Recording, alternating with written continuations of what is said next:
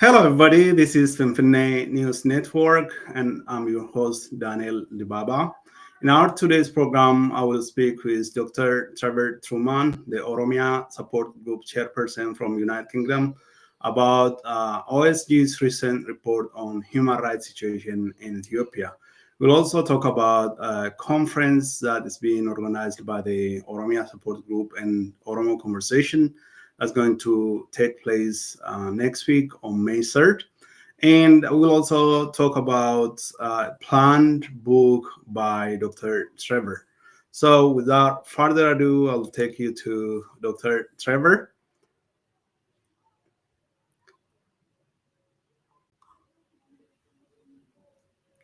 Dr. Trevor, welcome to Infinite News Network again. Dr. Trevor, as you all might know, has been a very dedicated human rights advocate and human rights researcher for over 3 decades. He has been working closely with the Oromo human rights, and he is the chairperson of Oromia Support Group, which is based in the United Kingdom. And they frequently release human rights situation report on Ethiopia and in particular on the Oromo people. Welcome to Infinite News Network, Dr. Trevor. Thank you very much, Daniel. It's lovely to be here again. All right, so let's delve into our today's program. So you recently released OSG's report number 69 on the situation of human rights on Ethiopia. But before we get into this report, I would like you to speak about the upcoming conference that's going to take place next week. What is it about, and who will participate? Who are the keynote speakers, and what are the topic? And so, if you enlighten us about that. Great. As you know, we've been holding conferences organised by the Oromo Conversation team for the last 3-4 years. And this is probably about the 7th or 8th conference. And we've been trying, the whole idea of the Oromo Conversation series of conferences is to have a civilized discussion without too much in the way of, without any negative criticism, but just positive criticism, so that people can speak to each other in a civilized way without fear of being chastised or ridiculed, or without the nastiness that sometimes follows with conversations about the Oromo people and how best to solve the current crises. As you know, 2 or 3 years ago, several prominent Oromo formulated the national consensus, the consensus of Oromo national interests. And the conferences more recently have been aimed at deciding how to, what next steps to take, how to realize what the Oromo people want.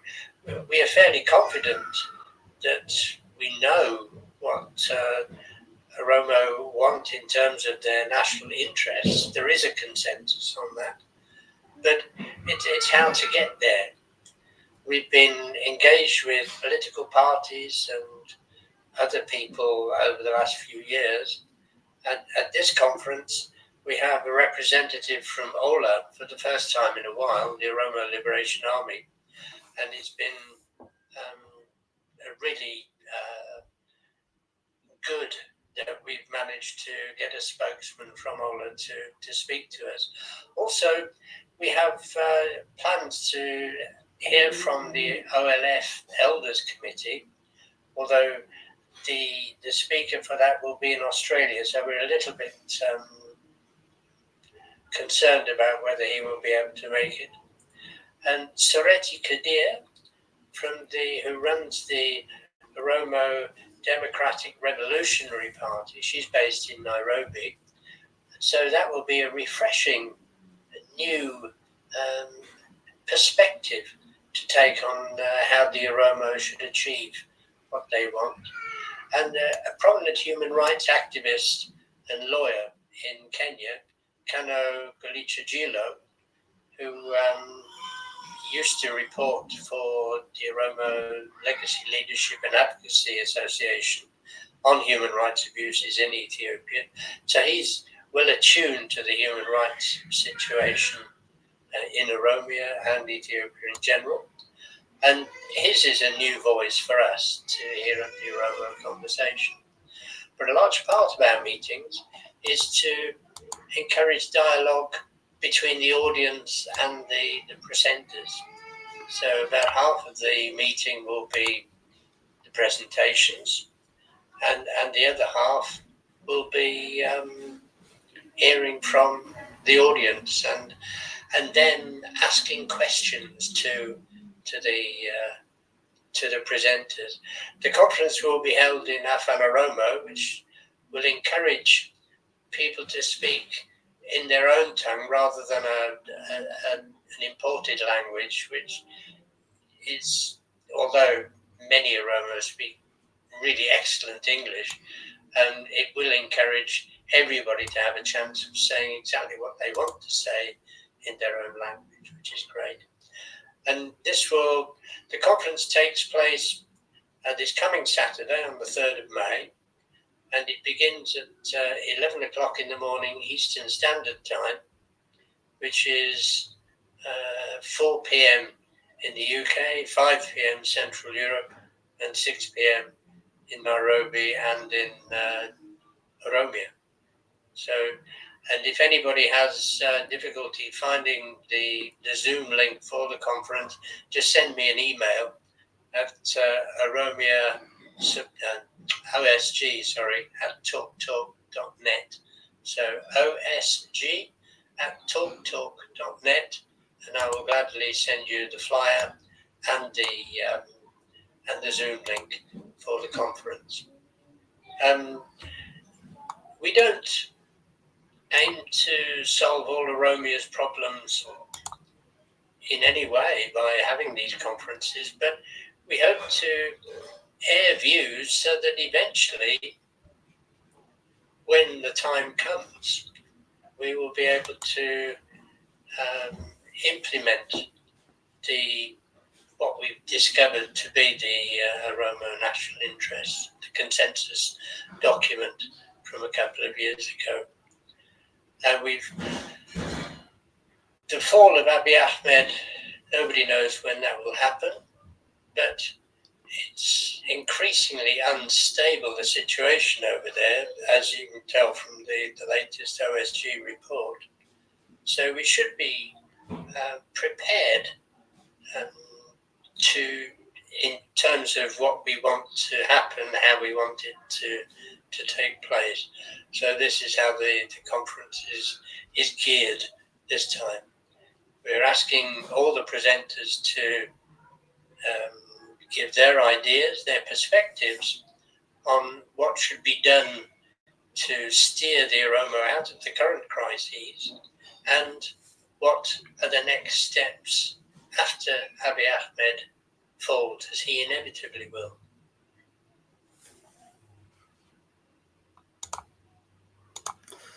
Thank you, Dr. Trevor.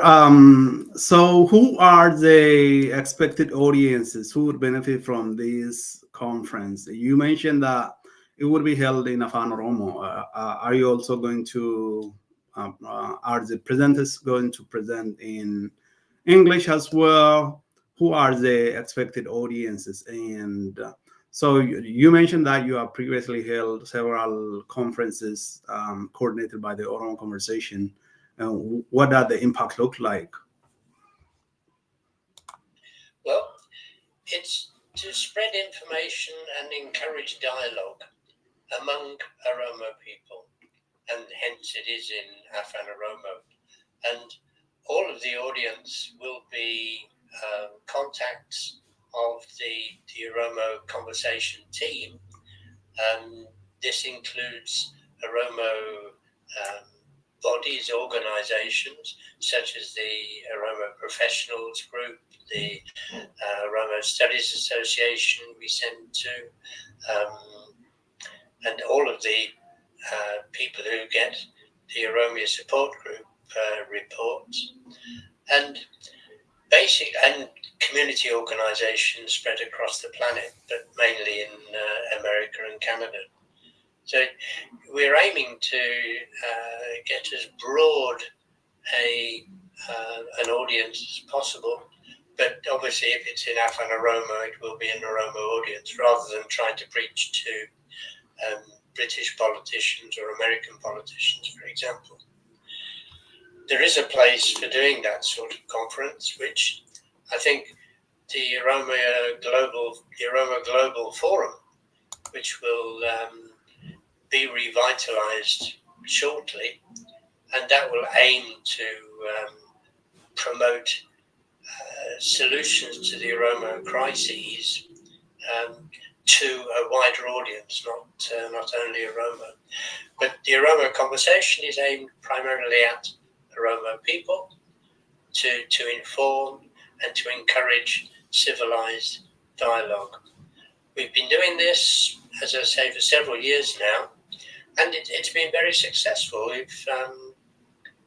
We've had many good and fruitful conversations, and as I say, this gave rise to the document on Oromo national interests a couple of years ago. But now we want to be looking more towards the implementation of that and how we can go about that.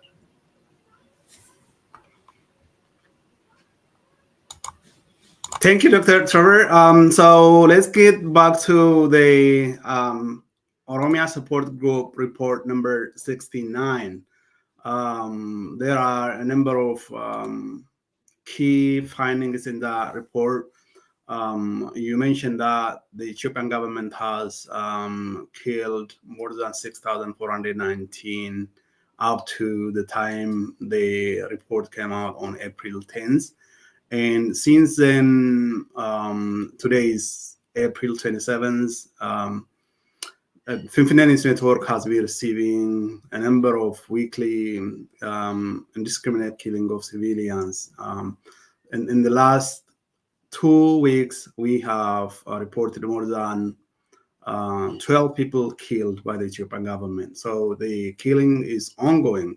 And what are your key findings from this report?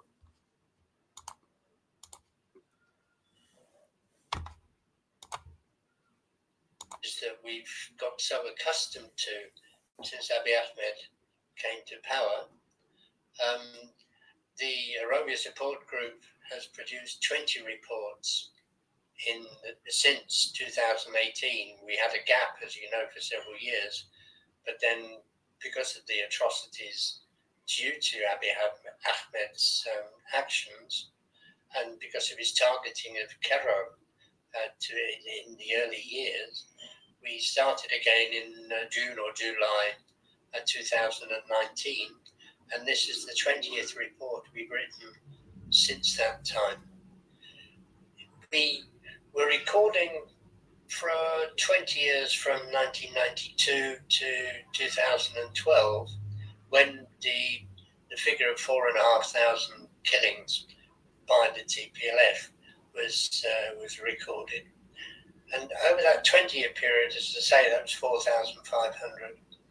But in the 7 years since Abiy Ahmed's been in power, we've now got 6,500 killings, mostly due to his forces, increasingly so the militias as well as the ENDF now, and several hundred killed by Fano groups, which he armed and empowered, especially during the war with Tigray.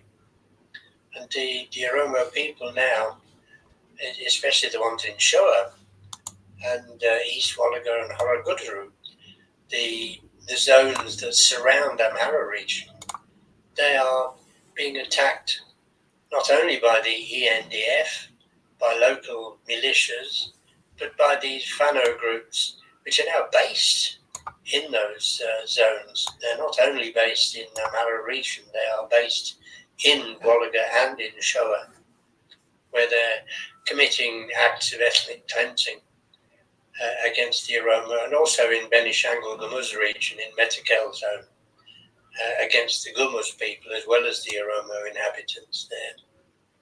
So we've seen that as a continuation of what Abiy Ahmed's been doing since 2018 or late 2018, but also over the last 6 months or so, we've seen increasingly the amount of damage that he's doing to the population, not only with killing, but in terms of the economy and in terms of the extortion that the Oromo people are being subjected to. And people are being taxed for all sorts of reasons, not only general tax, the Gonofa tax, but feeding the army, clothing the army, ammunition, and I'm reading reports today of people in Western Shoa being told to supply guns, to buy guns and take them to the local authorities in order to get their relatives released from prison. And health insurance, that's another one that's been particularly enforced over the last 6 months. And we're hearing this from Kerobilisuma Oromo, which I'm sure you have information from. And it seems that throughout Oromia region, people are being impoverished by these cruel taxes. And if they don't pay, they're liable to be shot or imprisoned. Their children are being taken for military conscription, either into the ENDF or to these local militia, which are burgeoning all over the region. And if they refuse, they're either expected to pay thousands of birr to get their sons and daughters released, or they're conscripted into the army, or they're imprisoned because of refusing to send their children.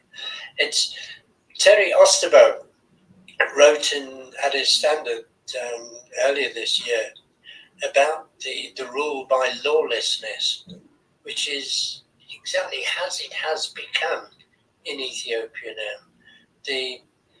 These local militia are poorly trained and even more poorly disciplined, and they take out personal vengeance against people they don't like.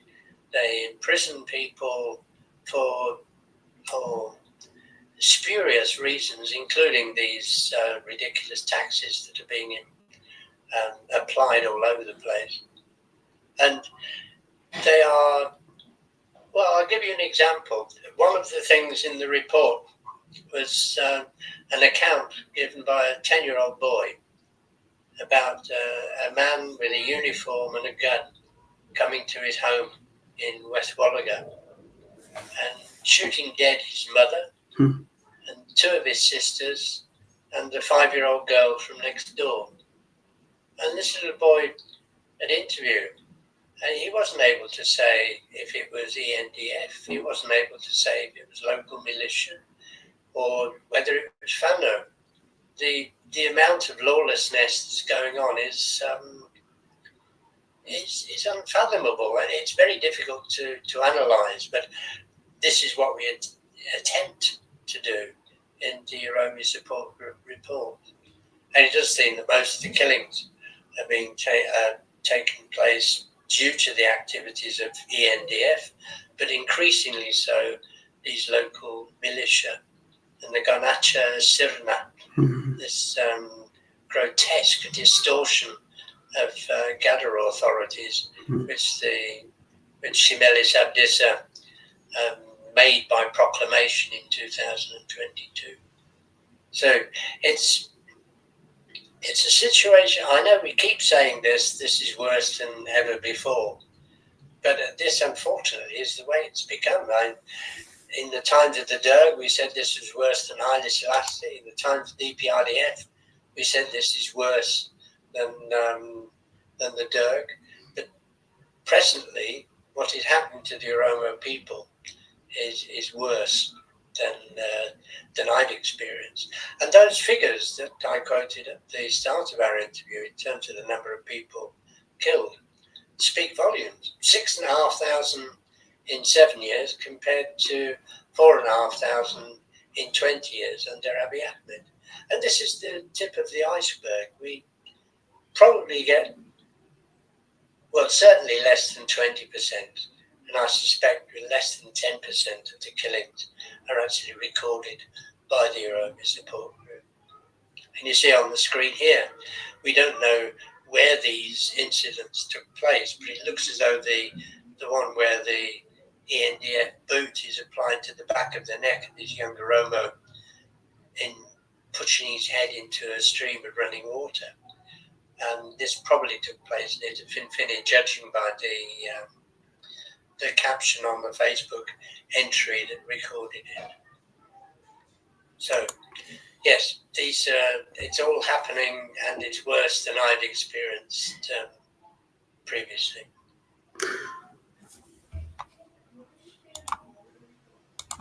Does it look like the Ethiopian government trains its military and police force about human rights, ethics at all? It looks like wherever they appear, they commit almost similar kind of abuses, and it's a kind of pattern. It's not any isolated incident. We haven't seen the government taking any action against its own forces committing this kind of abuses and crimes. Um, do you think the government encourage this, or this is the military and the police are doing this on themselves, on their own? What do you think? Do you think the government is training its forces any military ethics, and do they understand what the constitution says, and if the people have any right to human right in survival and peace? No.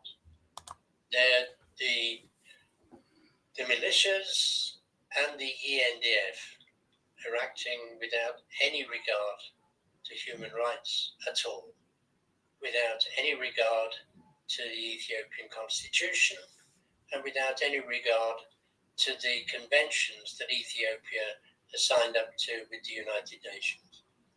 So there's complete impunity. You can do whatever you like. In fact, Abiy Ahmed told his troops, you can do what you like in terms of robbing people, killing people, in order to drain the ocean to kill the fish. And this is all part of the same process. And he's on record as having said, you can do whatever you like and you won't be punished for it. This is to the armed forces. And as I say, absolute impunity, and they've been instructed to abuse human rights. It's not a question of rogue elements not being punished. They've actually been instructed to do this. And you can see this with the militias now. These local militias are being told by the Kore Negenya at regional level, district level, and clan level, that all of these secret committees have militia underneath them, whom they instruct to directly to damage the Oromo people. So in your report, you included while Nero fuels Rome burners. And who are you referring to? Is that about Abiy and his policies? Can you highlight about that? I'm sorry, I didn't quite catch what you said. And you report there is a saying that Nero fiddles while Rome burns.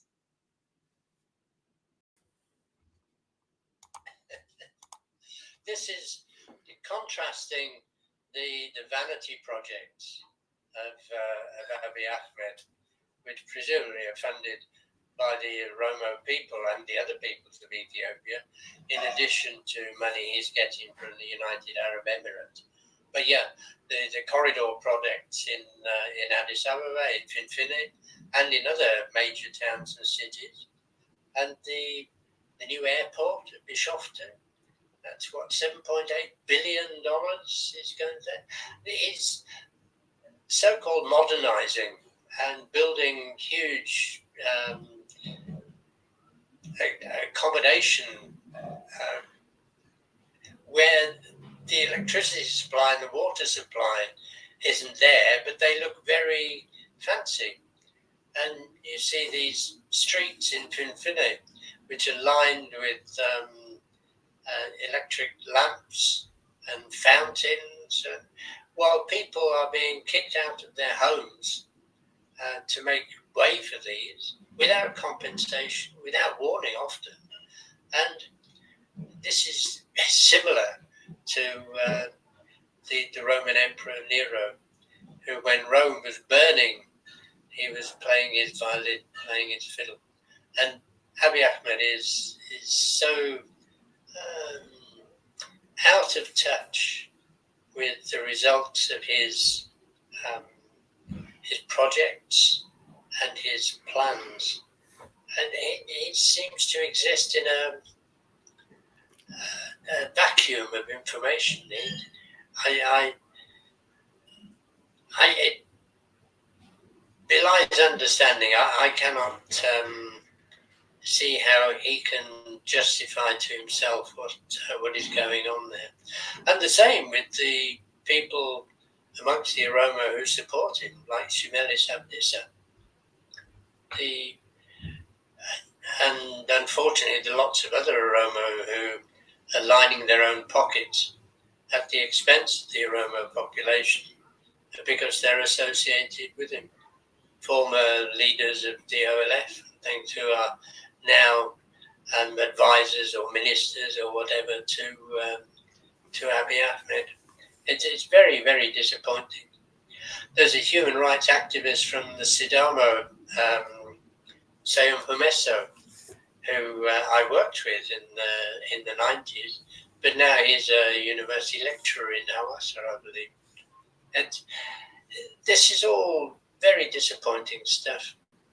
Len Shabati, who I campaigned with in America about human rights abuses against the Oromo, and he was hoping to become the next ambassador to the USA, but fortunately that didn't come to fruition. But he was, I believe, the ambassador to Saudi Arabia for a while. But it's very disappointing. I remember writing about the disappearance of Lencho's brother, Lencho Bati's brother, Yosef Bati, under the TPLF, and as both bemoaning the human rights record of Meles Zenawi. But the human rights record of his present boss is even worse. It's discouraging and very disappointing. The time will come when people have to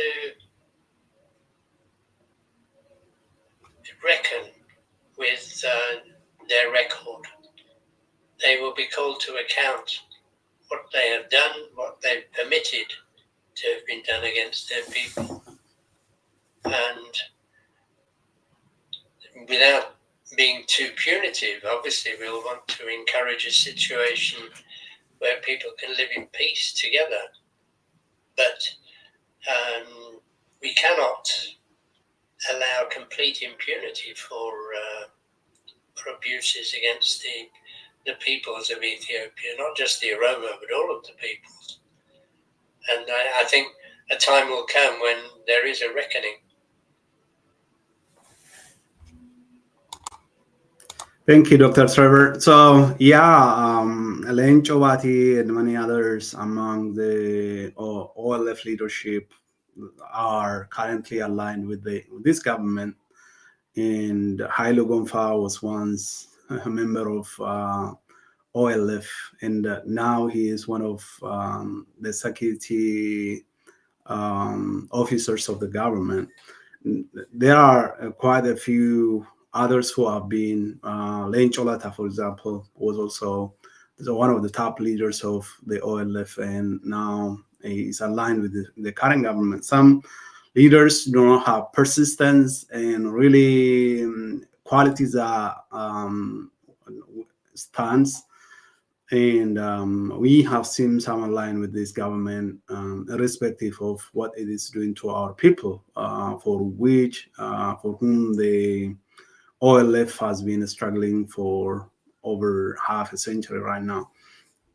So the actions and decisions of some is really questionable and emboldens Abiy Ahmed and to do whatever he wants to stay in power. It's kind of like formation of a group in power and do whatever they will to benefit themselves and without any regard to the human rights situation and whether the Oromo people's long-standing demands have been met. And so, thank you for pointing out that. And so, continue with the human rights report. What stands out to you? What are the most memorable incidences in this report and in the report that you have compiled under when Abiy Ahmed is in power? Early on, it was the targeting of the youth, the Kero and Kare, who were the instruments that enabled Abiy Ahmed to come to power. And he began in his first year saying, this is the group that's more powerful than any armed group, and therefore they should be the number one target. And we've seen ever since then, it's still continuing. The young people are the ones who bear the brunt of his killing squads, really. And this has continued, but we've also seen now with the growth of the local militias, how the whole Oromo population has been targeted economically as well as in terms of their human rights. And the other thing, of course, is the effect of Fano.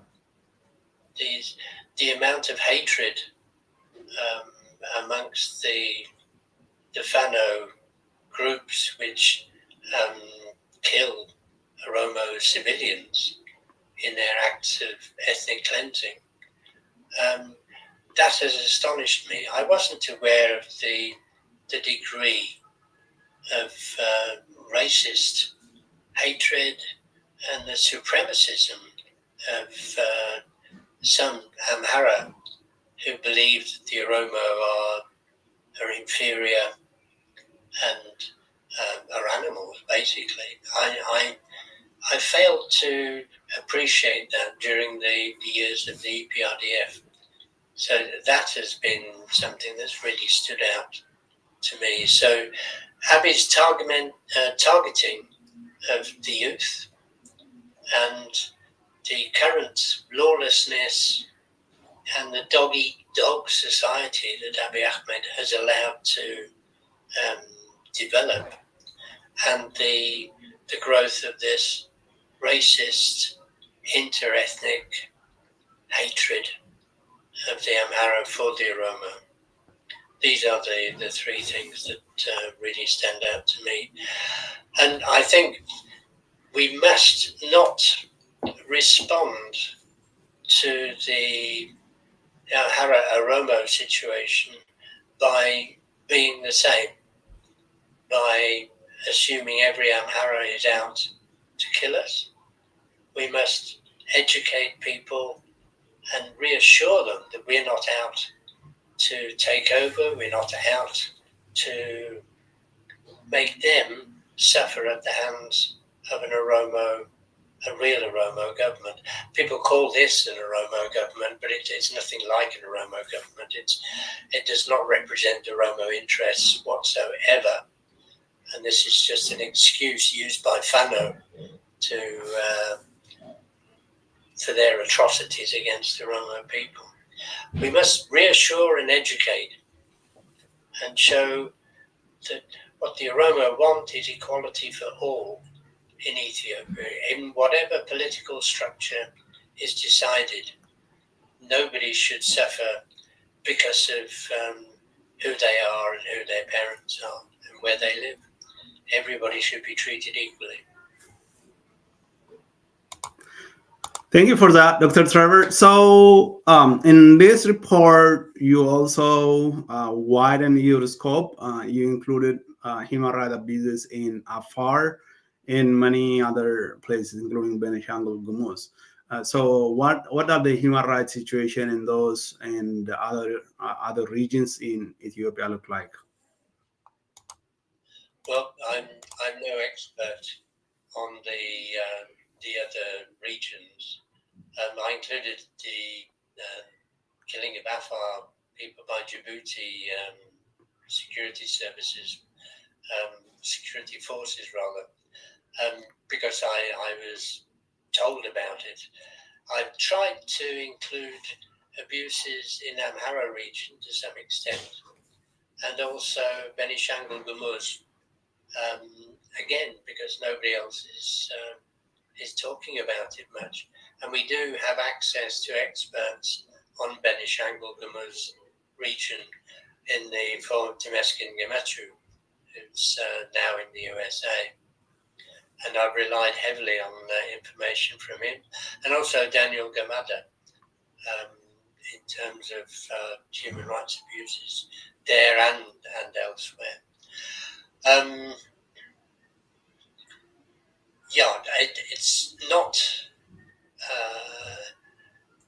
It's not only the Oromo who are targeted, but they are targeted for the majority of the abuse because they are the biggest population.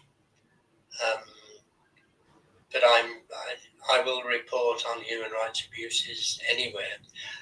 Obviously, during the Tigray War, I did not have the bandwidth to cover that adequately, although we have mentioned total figures and this sort of thing.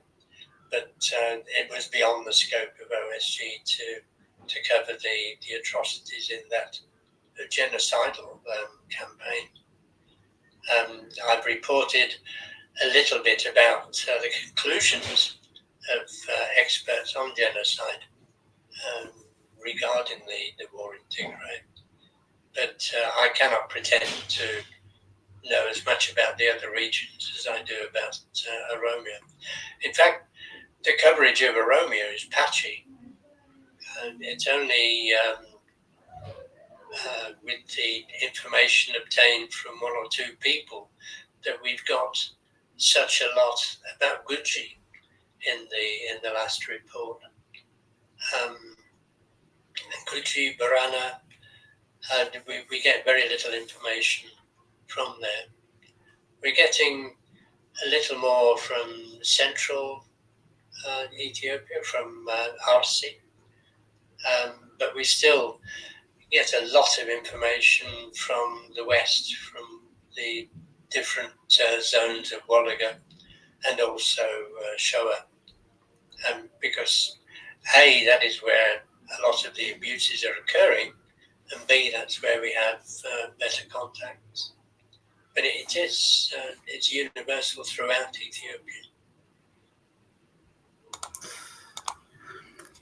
In terms of the global geopolitical situation right now, there are a number of changes UK government frequently changed in the last few years. Now a new government is in power. And when it comes to the United States, President Trump took his second term in January this year, and it looks like there is some change in policies and the outlook about the political situation in Ethiopia. It looks like there is some kind of normalization and support to this government, and that looks like it's with disregard to the human rights situation. What is your take on that? Have the world changed and they are ignoring whatever is happening to the population, and are not basing the financial support and shoring up of, supporting the Abiy government contingent on its human rights record? What is your view about that? And is there a shift in the political paradigm from the Western nations? Yes, there is certainly a shift to the right. You can read this by just looking at refugee policy in Europe and in America. I think ever since the atrocities associated with the Second World War, after that, there was a revulsion, a universal revulsion about the awful human rights abuses that occurred then. And that resulted in a big swing to a universalism and respect for human rights. We had the establishment of the UN and the conventions on human rights, and the conventions for refugees. But we've seen that eroded. It's been chipped away everywhere. It's not just China and Russia.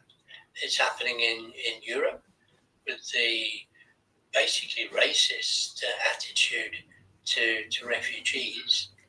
And it's happening now, we see more with Donald Trump, where he's brazenly espousing anti-human rights rhetoric and racist rhetoric. It's terrible that a person like that should have been supported by the majority of the American population. And there was a lot of people horrified when he got in, and justifiably so, as now we see. And in terms of his effect on world aid and his cutting of USAID and anything to do with human rights in America and respect for people, the Africa Growth and Opportunity Act will not be reinstated. We won't see the sycophantic support to Abiy Ahmed that was there. And for this, I'm very grateful. I think Africa as a whole must stand on its own feet rather than be supported with aid from outside. A fairer trading relationship with the world is necessary. So there has to be substantial reform at the World Bank, the International Monetary Fund, and the world financial structure, basically. But with the aid, a lot of the aid that went into Africa went straight back to the countries that provided the aid because of who they employed to administer the aid. The relationship with Africa has never been benevolent from Europe and from North America. So the more distancing there is, I'm pleased to see. China has benefited Africa more than well, it's benefiting Africa more than America and Europe by infrastructure projects, which is a shameful state of affairs considering the absence of respect for human rights in China. Africa has to develop its own morals and its own economy, and if that means severing ties with the West or reducing ties with the West, then so be it. I think Africa has the potential to be a powerhouse for the world, and especially in terms of its resources and the people and the energy and the youngness of the whole continent. I've got every hope that the Oromo will be part of that resurgence of Africa in the future.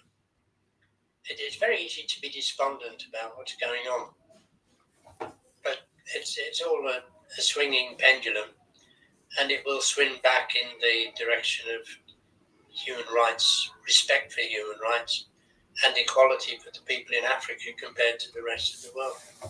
It will happen. And I believe the Oromo will be a big part of that because of their inherent respect for equality, human rights, fairness, and respect for the environment.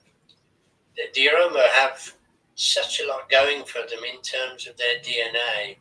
I don't mean biological DNA, I mean in terms of their societal DNA. The whole Gada system involves respect for other people and treating people as equals.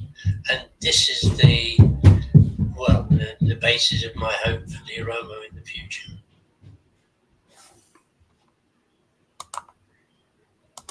Thank you very much, Dr. Trevor. You mentioned a lot about the current American government as well as European economic support to Africa that it doesn't usually produce. They espoused goal and prosperity, especially among the people. Usually the government, those in power, expropriate that money and use it for their own goals. And the money that goes into African nations are all mostly spent in the capital, and they use it for the vanity projects you've been stating. And so the general population doesn't benefit from it. And usually why people think China's support to Africa is more producing impact. It's usually, it almost takes place across the country. And especially in Ethiopia, China had been involved in road development, and road is one of the infrastructure that is still very poor in African nations, including Ethiopia. And China has been playing a good role in improving road system in African countries, especially in Ethiopia. I've seen them, road that have been muddy for more than a century. They came in and transformed it. That happened in the west of the country and in many parts of the country. That's why people think China is doing better than the West. I think if they, including the United States and European countries, focus on develop and conducting their developmental support in rural areas in the country, the impact will be more visible, and it can compete with the development activities of China and the other Asian country and forest countries. Yeah, you rightly mentioned that AGOA is still in effect. So that's the sanction pulling out of AGOA countries like Ethiopia because of the human rights situation is still in effect. But um, I've seen the Secretary of State Marco Rubio having kind of normalizing relationship with the Ethiopian government. Of course, under Biden administration as well, Abiy was invited to Washington D.C. At some point. They were watching the World Cup or some sport. I remember that. So it's not only the current government. The previous government also to some extent leaned on Abiy's human rights. Status or whatever he's doing right now. So there is a silence and a disregard because it's not happening to us, the people in the West. And Abiy, as long as it's sweet, he is, his wish, his desire to stay in power indefinitely by doing whatever he wants. He's not gonna, reform the military or improve the human rights situation. I think it's the same thing elsewhere in Africa. If you picked up any country and focused on their human rights record, I think there are many people, many countries in Africa are similar. And so Africa is poor economically, still a lot need to be improved. And the human rights record and the greed of the people who come to power and how they treat the people who are the constituent, the population, it's all similar across the countries in the African continent. And um, so it's a lot. It's very difficult to bring about a change in one country and expect something improves. I think the situation is similar across the African continent. And I observed that some military leadership of countries like I think Tunisia last week were in Finfinne and visiting the Air Force, and they were talking about AI, artificial intelligence, and cooperation, military cooperation with Ethiopia. And I thought African countries also are the same. It's like the birds of the same feather fly together, and they do the same thing in their own country, and they support each other. I think that's what is going on right now in Africa. And when it comes to the Western nations, I believe they should stick to the focus and the value of morals, human rights. Human rights is a core issue, and the Western nations are known for protecting the vulnerable population, the vulnerable people, and also making emphasis on that and making the economic support that they provide to developing countries contingent on their human rights records and human rights improvement. And I think they should continue to do that. Otherwise, Africa, and if there is no check and balance in the global order, the African continent, those in power will continue to eat the people, the poor people. So thank you very much for your time today. And in the end, I would like to take a few moments and talk about the books that you are planning to write and the advocacy activities that you have been engaged over last 3 decades. And what do you feel is the impact? And is your report reaching the policymaker across the world? And if if you are submitting your report to the UN, the policymakers in Europe and across the world? The systems of knowledge and power are stacked against human rights. And I have made great efforts in the past, speaking at the UN and this sort of thing at the Human Rights Council. We still do submit statements to the UN Human Rights Council. We had a lot of engagement with the International Commission of Human Rights Experts on Ethiopia, ICRI, a couple of years ago. And there are reasons to be despondent because it doesn't seem to make much difference.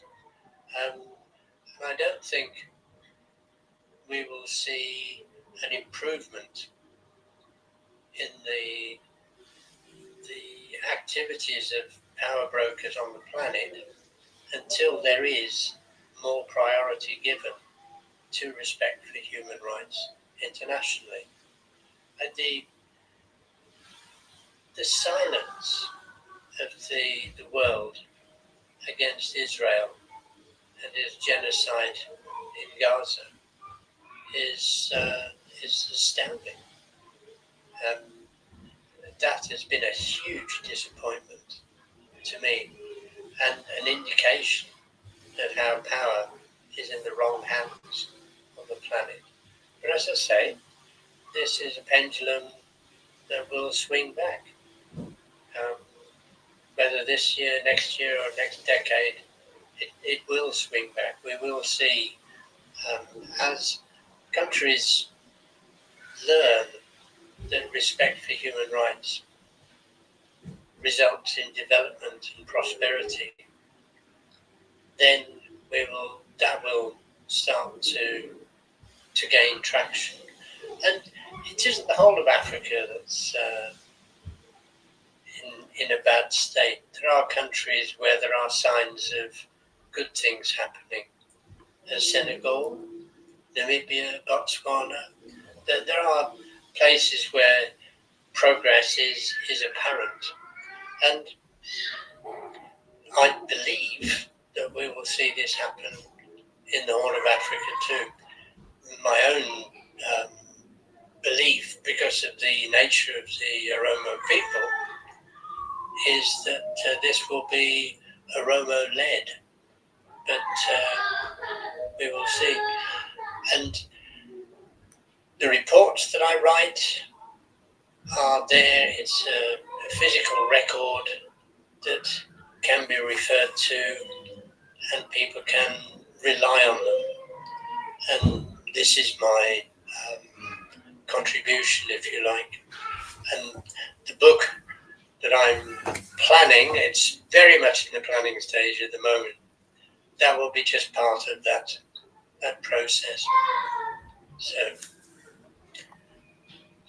don't lose hope. That's the thing. As Noam Chomsky, as I often say this, he said that if you say there is no hope, you guarantee there is no hope. So I'm a great believer in what he says there. We have to hope for a better future. Thank you very much, Dr. Trevor. So when do we expect your book to come out?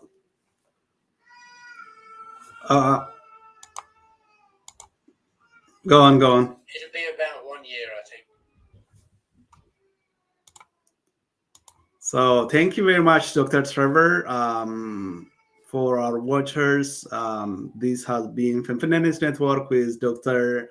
Trevor Trueman, the chairman of Oromia Support Group. He has been human rights advocate for over 30 years, mostly reporting on the Oromo human rights and the human rights situation in Ethiopia. Till next time, thank you very much for watching. Bye.